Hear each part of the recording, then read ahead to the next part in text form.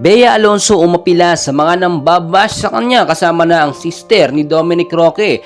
Dominic Roque pinagtanggol naman itong si Bea Alonso sa mga bashers at narito ang kanyang sinabi.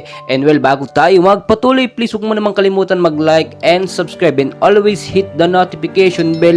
Maraming salamat po mga kaibigan.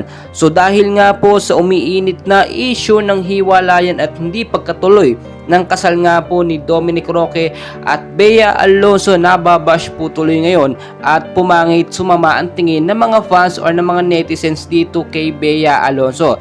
At ito lamang ilang oras pa lamang po nakakalipas ay ipinagtanggol po ni Dominic Roque ang kanyang ex na si Bea Alonso. Nagpost po ito kasama ang mga pictures at video na sweet na magkasama sila. Narito po ang kanyang sinabi, Bea's beautiful person inside and out. No hate bashing, negative things please. So nakikiusap po si Dominic Roque sa kabila po ng issue at sa hindi magandang nangyari sa kanila nito lamang nakaraan ay ganito po ang response ang balik po ni Dominic Roque. Ayaw niya pong masasaktan o binabash po itong si Bea Alonso, which is alam na minahal na talaga niya yun, minahal niya or nagmahalan talaga sila.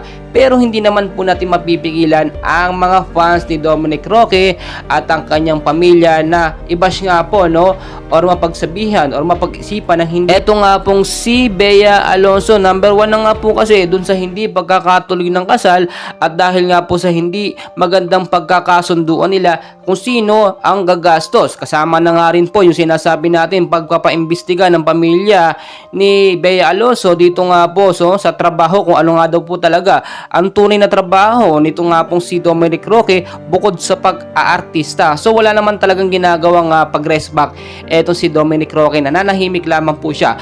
Pero yung mga fans na naaawa at talaga nakita na nagbibigay ng support ang gumaganti po. Kaya naman nababash po itong si Bea Alonso.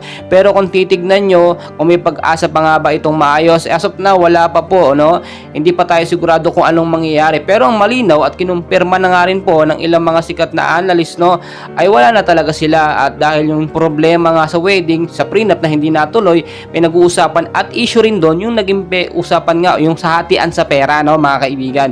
Pero kung titignan nyo, sana nga ito'y maayos pa at magpahinga muna sila sa showbiz. Siguro magbigay sila ng time muna, mag-cool off muna, wag munang mag-usap at hanggang ma-realize nila yung mga tama't mali na mga desisyon nila. Matatanda na sila, may edad na, siguro naman alam nila ang dapat gawin sa ganitong pagkakataon. And while mga kaibigan, please don't forget to like and subscribe para ma-update ko po kayo mamaya ulit sa ating mga daily latest celebrity finance update. Maraming